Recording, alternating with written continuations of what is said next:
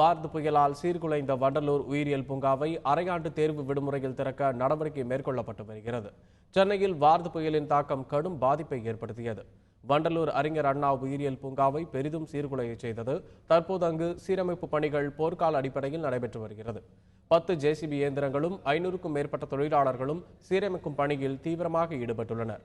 முதற்கட்டமாக பொதுமக்கள் வந்து செல்லும் பாதைகளை சரி செய்து குறிப்பிட்ட சில விலங்குகளை பார்க்கும் வகையில் ஏற்பாடு செய்யப்பட்டு வருகிறது. வரும் அரையாண்டு தேர்வு விடுமுறையில் திறக்க நடவடிக்கை எடுக்கப்பட்டு வருவதாக பூங்கா அதிகாரிகள் தெரிவித்துள்ளனர்.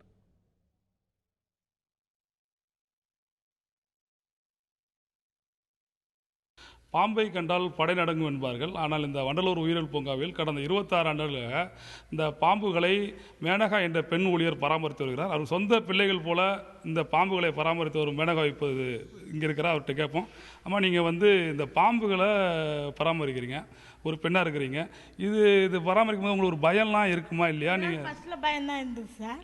அதுக்கப்புறம் ஒரு 4 போக்கில் அவங்க ஹெல்ப்பராக தான் நான் சேர்ந்தேன்.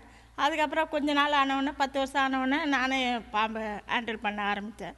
வெளியெல்லாம் போய் நான் பாம்பு பிடிப்பேன், எல்லாமே செய்வேன். நான் பாம்பு பற்றி எனக்கு பயம் கிடையாது. ஒரு அச்சுதல் இருந்தாலும் பயம் இல்லை. பாம்பெலாம் என் பிள்ளைங்க போல் அன்பாக அரவணைப்பாக பார்த்துக்கிறேன். எவ்வளோ நாளாக இப்போ எத்தனை வருஷமாக நீங்கள் இருக்கிறீங்க? இன்னும் எவ்வளோ நாளில் இருக்குது இந்த இதில் இவ்வளோ நாள் பணி புரிஞ்சதுக்கு உங்களுக்கு இந்த என்ன மாதிரி ஒரு திருப்தி இருக்குதுன்ற மாதிரி சொல்லுங்கள். நான் இந்த பாம்புங்களை 90ல் இங்கே தான் வந்தேன். நான் ஃபஸ்ட்டு 90ல் நான் பில்தோட்டத்தெல்லாம் இருந்தேன். 90ல் என்னை கூட்டின்னு வந்தார் ரேஞ்சர் ஆஃபீஸர் இளைய பெருமாள்ன்றவர். கூட்டின்னு இங்கே ஒரு 26-27 வருஷமாக இருந்துட்டேன். நான் பாம்புங்களை என் பிள்ளைங்கள் போல் நான் பார்த்துக்கின்னு இருந்துட்டேன். ஆனால் இப்போ போகும்போது பிரிஞ்சு இந்த 6 மாதத்தில் நான் போகிறேன். போகும்போது குழந்தைங்களை பிரிஞ்சு போகிற மாதிரி ஒரு ஏக்கம், அவ்வளோதான். மற்றபடி ஒன்றும் இல்லை.